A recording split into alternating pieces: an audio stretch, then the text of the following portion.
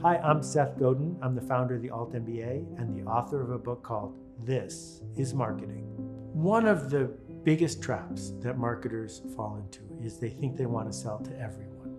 That Nike and Coke and maybe even Apple sell to everyone. So we should try to sell to everyone. You can't. You don't have enough time and you don't have enough money. And that's good news. And it's good news because now you can be specific. Who's it for?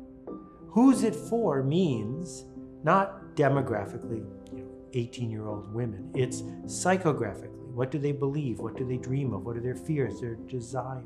And you get to pick the who. So you should pick a who that has a problem they know they want to solve, the means to solve it, and you are able to keep your promise. If those three things are true, marketing's easy.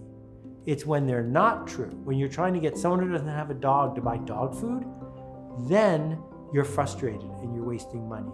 So we need to stop being megalomaniac narcissists as marketers and instead say, it's only for you people. And, oh, it's not for you. I'm sorry I bothered you. It's for you.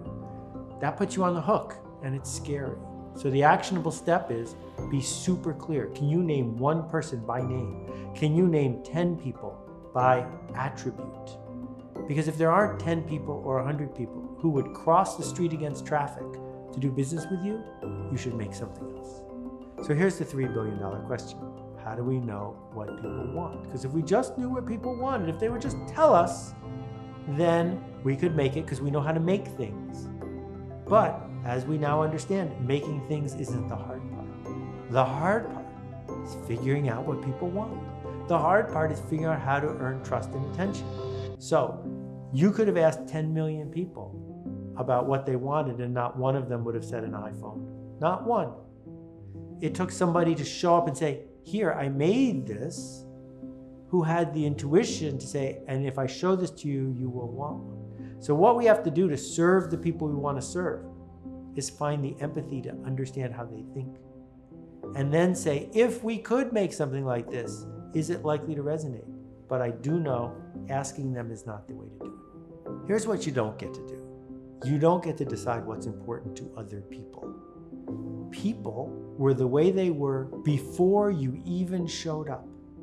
So when you show up, you have to deal with their worldviews, their biases, their fears. It's not on you, it's on them to have them before you're even in the building. And so, if you're at a baseball game, someone could probably sell you a stale hot dog. You would never buy that stale hot dog on your way into a business meeting, same person, but in one case, the hot dog reminds me of going to the ball game with my grandpa. In the other case, the hot dog makes me feel a little sick to my stomach. Same person, different place, different story. So this idea of resonating, as marketers, we have to make an assertion.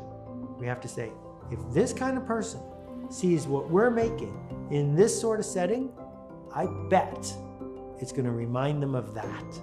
And when it does, they're going to want more of it. So if you're busy making a drug and the people who take the drug drop dead, you have a pharmaceutical problem. If you're running the assembly line and it costs twice as much to make the thing you make as it used to, you have a manufacturing problem. But if you are having a challenge serving the people you seek to serve, because they don't understand you, because they don't see you, because they don't believe you, because they don't talk about what you make. If you're unable to make the change you seek to make in the world, those are the symptoms of a marketing problem.